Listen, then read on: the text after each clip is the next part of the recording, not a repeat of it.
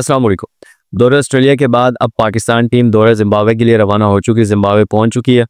अब पाकिस्तान टीम दौरा ऑस्ट्रेलिया में अच्छी कारकर्दगी दिखाई ओडीआई सीरीज़ में, लेकिन T20 सीरीज़ में अच्छी कारकर्दगी ना दिखा सकी। लेकिन उसके बाद अब दौरा जिम्बाब्वे में अच्छी कारकर्दगी दिखाने के लिए पुरजोश है। लेकिन यहाँ पर मैं आपके सामने कुछ तब्दीलियाँ रखता हूँ जो कि पाकिस्तान टीम में हुई हैं, और वो बहुत ही अहम और बहुत बड़ी तब्दीलियाँ, जिसको सुनकर शायद की बात आपको शौक लग जाए।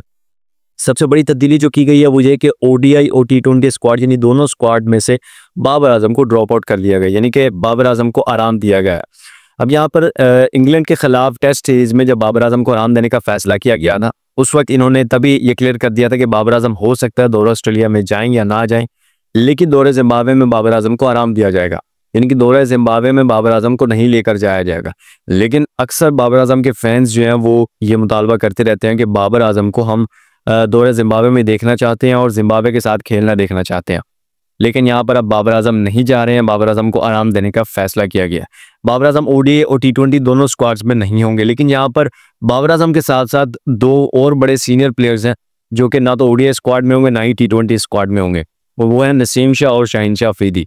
ये दोनों भी बाबर आजम के साथ साथ ओडीआई स्क्वाड और T20 स्क्वाड में शामिल नहीं होंगे। इन तीनों प्लेयर्स को आराम देने का फैसला किया गया, क्योंकि नसीम शाह को जो है वो 2 दफ़ा इंजरी हुई, हमने देखा पाँव में हुई, टांग में, आई थिंक सो बहुत बुरी इंजरी हुई थी। हो सकता है इस वजह से पीसीबी ने फैसला किया हो कि नसीम शाह को आराम दिया जाए। और फिर शाहीन शाह अफरीदी की बात करते हैं तो उनको स्कोर ही बहुत पड़ने लगी है। उन्होंने कहा कि इनको थोड़ा आराम देते हैं, हो सकता है इनकी बैटरी चार्ज हो जाए, फिर लगता है हमारा शाहीन वापस आ जाए, फिर अच्छी बॉलिंग करने लगे।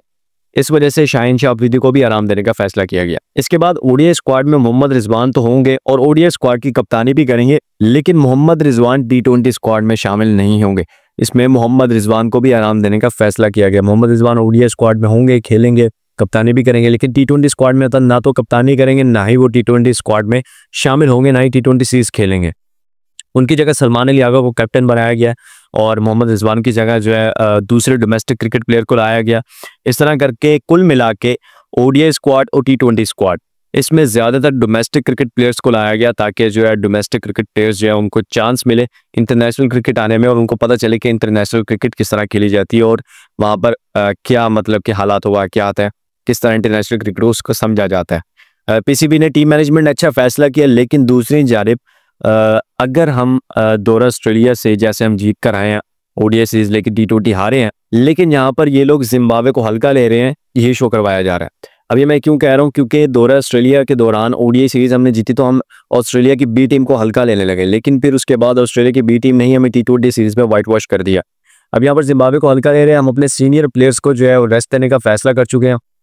तो यहाँ पर अगर हमारे सीनियर प्लेयर्स नहीं हैं, बाकी तमाम के तमाम डोमेस्टिक क्रिकेट प्लेयर्स हैं, उनमें से ज़्यादातर यानी कि आधे से ज़्यादा स्क्वाड ने तो इंटरनेशनल क्रिकेट खेली भी नहीं है, हम उनको शामिल कर रहे हैं और जिम्बाब्वे में लेकर जा रहे हैं। और वहाँ पर हमें जिम्बाब्वे को भी हल्के में नहीं लेना चाहिए, क्योंकि ऑस्ट्रेलिया में हमने देख लिया, हम ओवर कॉन्फिडेंट हुए, हमने देखा हमारा क्या हाल हुआ। लेकिन हम यहाँ पर अगर इस तरह जाहिर करते हैं कि हम ओवर कॉन्फिडेंट हैं और हम आपको सीरीज हरा देंगे, चाहे हमारे छोटे प्लेयर्स भी हैं, लेकिन हो सकता है यहाँ पर जिम्बाब्वे हमें हरा दे ओडीआई सीरीज या T20 सीरीज, या हो सकता है दोनों में से कोई एक हराए या दोनों ही हरा दे।